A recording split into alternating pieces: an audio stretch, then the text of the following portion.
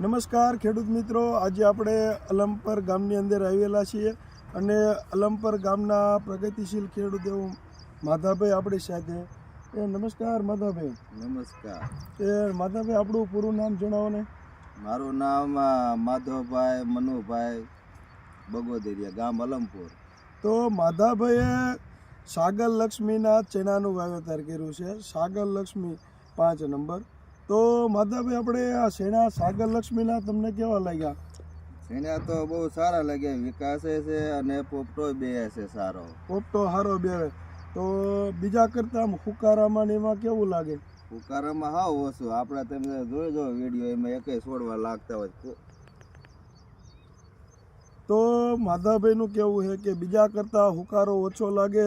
અને જે આ પોપટાની બેઠક છે માધાભાઈ, એ કેવી લાગે છે? પોપટાની બેઠક સારી જ છે. તમે ઠેઠ ડાળ લગણ તેમ જોવો થળીએ છે. તે ટૂંકી ઘડીએ પોપટા બેસે અને ઉત્પાદન સારું લે એવું લાગે અત્યારે આપણને. હા, જો આના કન્ડિશને રહે તો કેટલા મણ ઉતારો આવે વીઘે? 30-35 મણ તો ઉતરે. તો આપણે જોઈ શકો છો કે આ જે ચણા છે સાગર લક્ષ્મીના, તો એની બેઠક કેવી છે. જો એવું નથી કે એક છોડવે લાગટ, બધા છોડવે આપ જોઈ શકો કે એક જ ધારા પોપટા બેહી ગયા છે અને અંદર વચકા એવા બેહી ગયેલા બધા. તો જેને ચણાનું વાવેતર કરવું હોય એને એકદમ સાગર લક્ષ્મીના ચણાનું વાવેતર કરવું.